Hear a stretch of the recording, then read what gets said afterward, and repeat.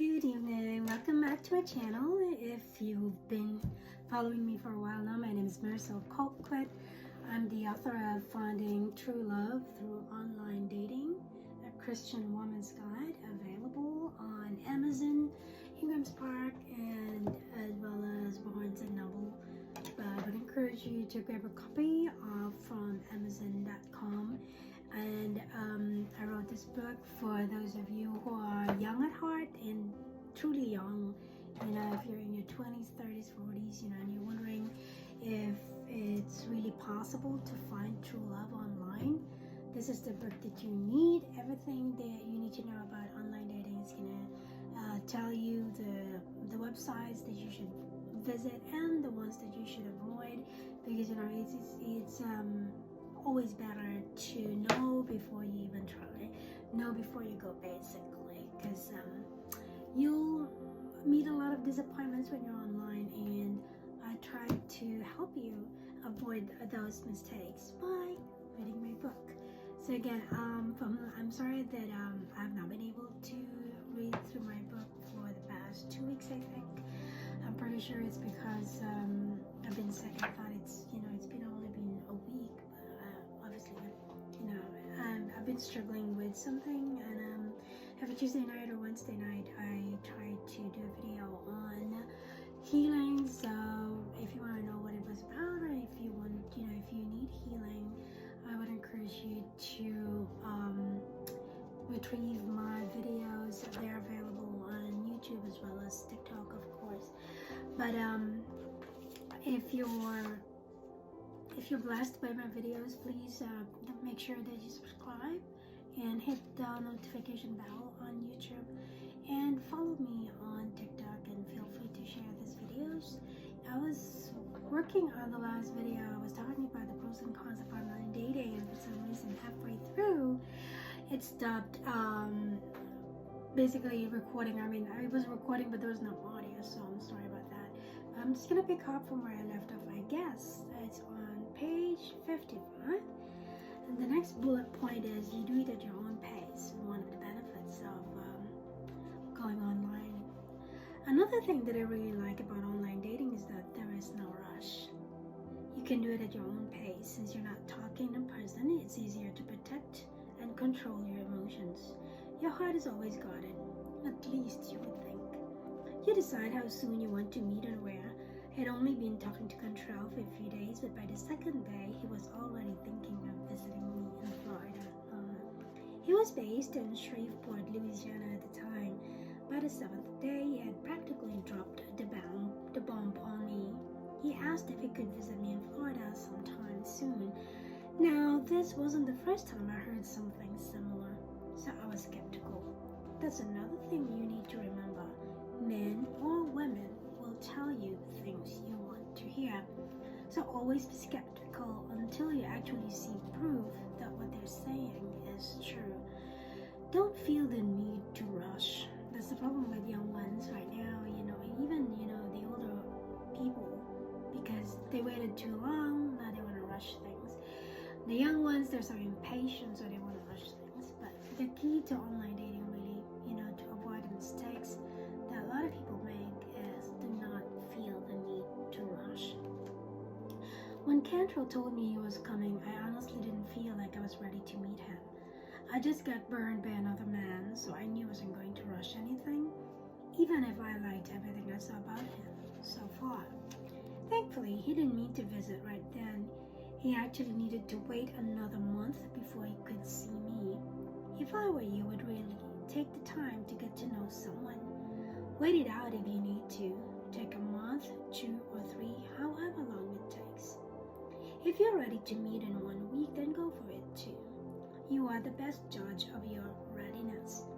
As long as you follow the safety measures I outlined in this book, then you should be okay. And you can always take a break from online dating. Whenever I felt like I was getting overwhelmed, I often turned off my account for weeks, sometimes even months. Again, feel free to break away at any time. Step away when you feel like it.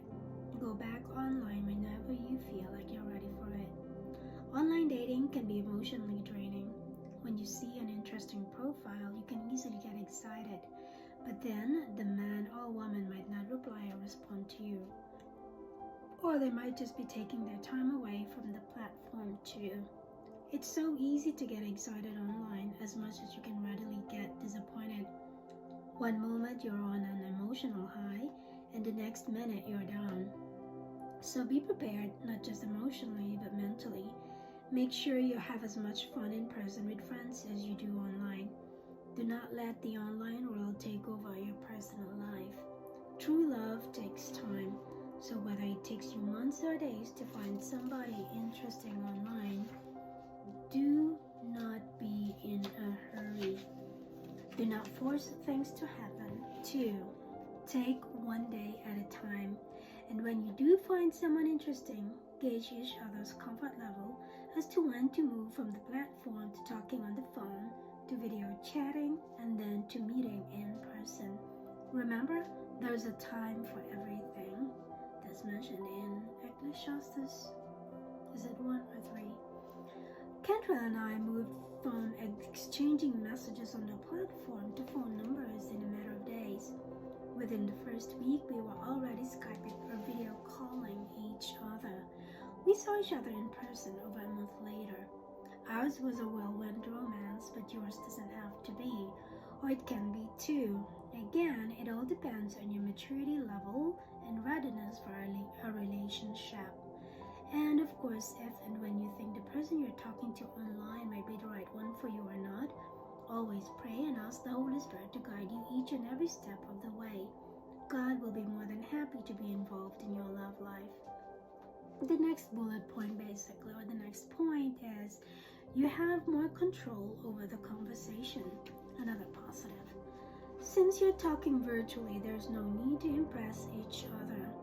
After all, you don't even know if that would be your last conversation, so why even try? Yes, you do try to look good on camera, but it's easier to dispel any attempts to impress verbally. Cantrell made no attempts to impress me. He was as transparent on camera as he was on email. We had lengthy discussions on dating, waiting, marriage, doctrines, etc. If I threw a hard question at him and he didn't have an answer at the time, he was honest enough to say he wasn't sure what to make of it. But he was willing to ponder it and get back to me later. I did the same. We talked about our varying takes on certain doctrines. He was willing to listen to where I was coming from and vice versa.